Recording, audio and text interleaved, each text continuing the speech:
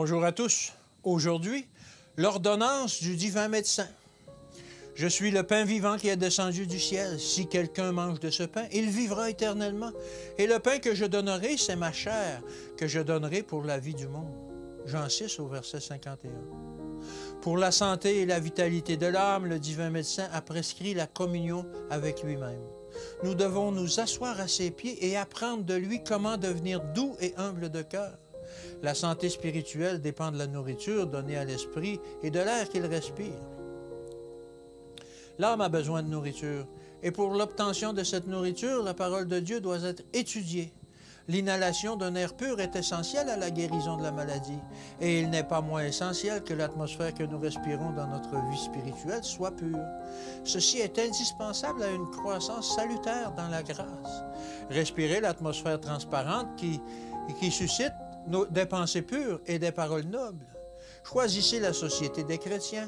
Le chrétien ne jouira pas de la santé spirituelle à moins qu'il ne surveille ses fréquentations. Chaque chrétien véritablement chrétien doit grandir. Il doit constamment croître en sagesse et en connaissance. Jour après jour, il doit se rapprocher de la stature parfaite d'un homme en Christ Jésus.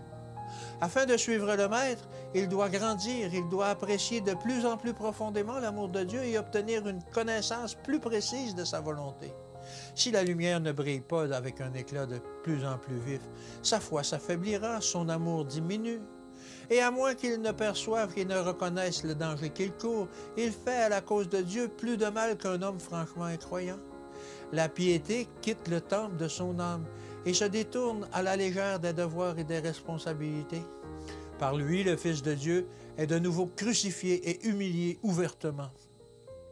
Pour croître en grâce, l'exercice est essentiel.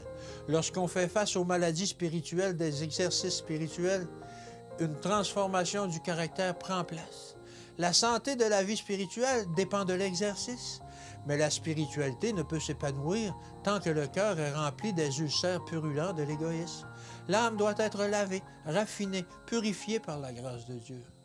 L'artère de communication entre la terre et le ciel doit être gardée libre de toute obstruction, afin que l'âme puisse recevoir du Christ une réserve d'eau vive. Et chaque muscle, chaque nerf spirituel doit être utilisé. Dieu nous a donné de nombreuses occasions de travailler pour lui. Si nous ne profitons pas de ces occasions, nous ne pouvons pas être des chrétiens qui croissent. Lorsque nous aurons le Christ en nous, l'espérance de la gloire, un changement marqué sera constaté dans l'expérience religieuse de ceux qui se déclarent chrétiens. Que Dieu vous bénisse et qu'il vous garde. Et encore une fois, demain est un nouveau rendez-vous.